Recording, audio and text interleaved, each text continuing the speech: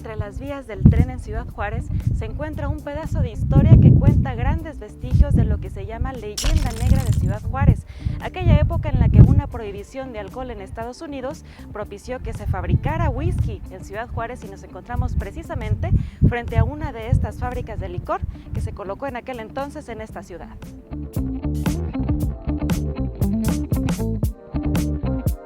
La llamada Era de la Prohibición fue un capítulo de la historia de Estados Unidos que no únicamente afectó a sus ciudadanos, sino también a Ciudad Juárez como ciudad vecina de El Paso, Texas. Esta historia de la leyenda negra arranca prácticamente con el desarrollo de Ciudad Juárez, y no podemos ignorar, por ejemplo, que cuando llega el ferrocarril a Ciudad Juárez, Chihuahua, procedente de la Ciudad de México, en ese momento se está interconectando con el ferrocarril, los ferrocarriles en Estados Unidos, y en Estados Unidos expulsaron a muchos inmigrantes chinos, que eran los que habían originalmente tendido las vías férreas, y esta gente que había trabajado en el ferrocarril, muchos de ellos ya no pudieron regresar a Oriente, ya no pudieron regresar a China o a cualquier país de Oriente, y se quedaron dentro de la franja fronteriza, no nada más en Juárez, sino que en Juárez, Tijuana, Mexicali, etcétera.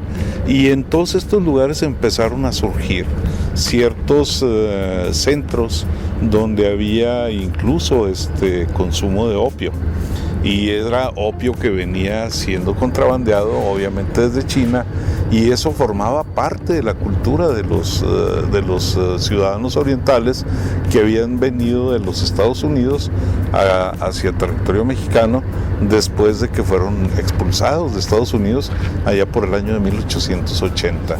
Bueno, se debe a que una ciudad como El Paso y todo el estado de Texas era una zona, y sigue siendo una zona excesivamente conservadora. Entonces había mucha presión religiosa, había muchas trabas para el ejercicio de algunas actividades, y entre otras había este tipo de trabas para el desarrollo de estas actividades que están vinculadas con la prostitución. Obviamente que ante una realidad social y política de tanta ¿cómo decirle? De tantas tradiciones y de tanto conservadurismo, hizo que en la ciudad del Paso, que era una ciudad sumamente importante dentro de todo el contexto norteamericano, empezara a haber mucha presión con ciertas prácticas sociales y culturales que eran comunes a las fronteras, a las dos, al Juárez y El Paso. Y una de esas era precisamente la ingesta de alcoholes.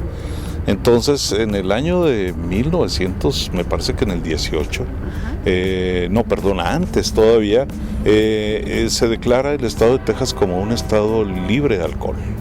Entonces, esa famosa prohibición que antes estaba en manos de los estados, se practica primero en El Paso antes que en el resto de la Unión Americana. Y a eso hay que sumarle otra cosa.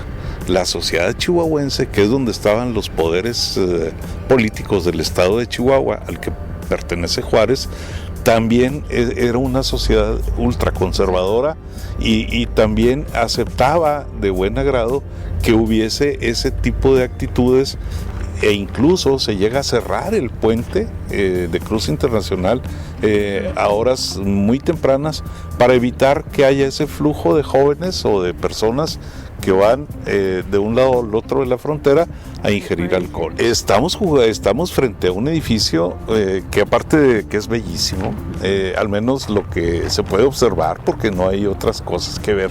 Bueno, habrá muchas cosas que ver, pero hay que entrar.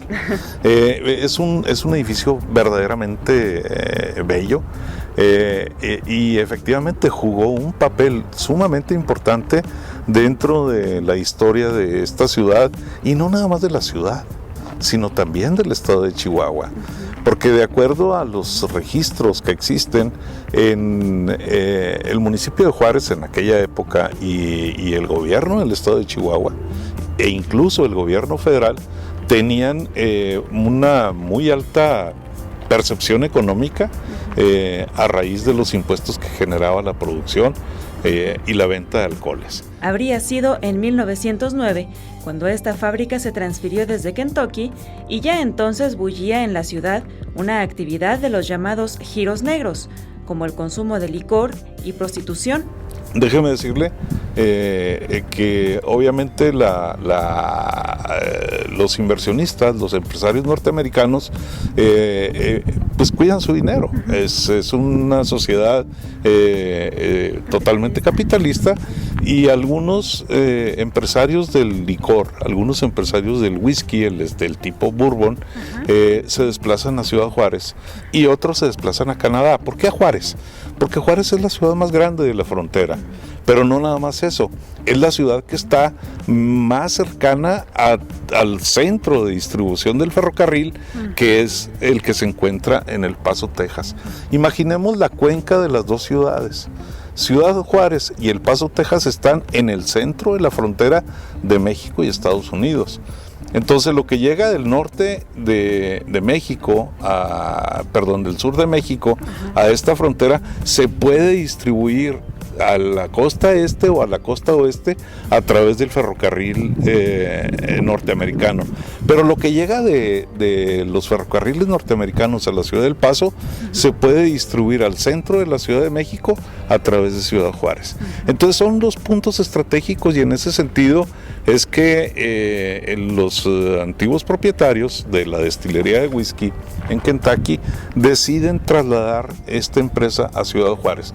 Obviamente no porque Juárez fuera un lugar donde hubiera haber una cantidad espeluznante de ventas, porque eso no garantizaba la operatividad de una empresa de esa naturaleza.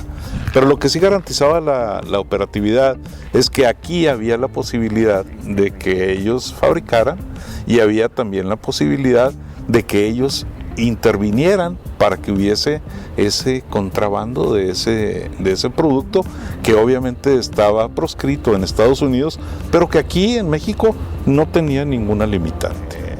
O en el periodo revolucionario y en el periodo previo a la Revolución Mexicana, en Ciudad Juárez había una prostitución totalmente reconocible y reconocida, pero curiosamente la gran mayoría de las mujeres que se dedicaban a este tipo de actividad venían de los Estados Unidos. Como huella de aquellos años, quedan aún costumbres que podemos ver principalmente en los centros nocturnos de la ciudad.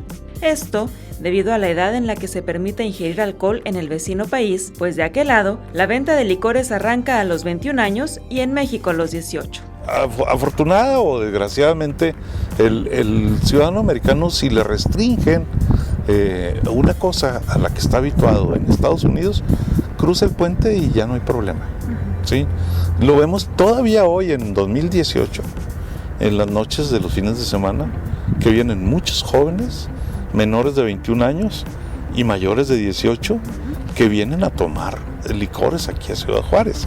¿Por qué? Bueno, porque allá la mayor edad y la venta de licores a las personas arranca a partir de los 21 años de edad.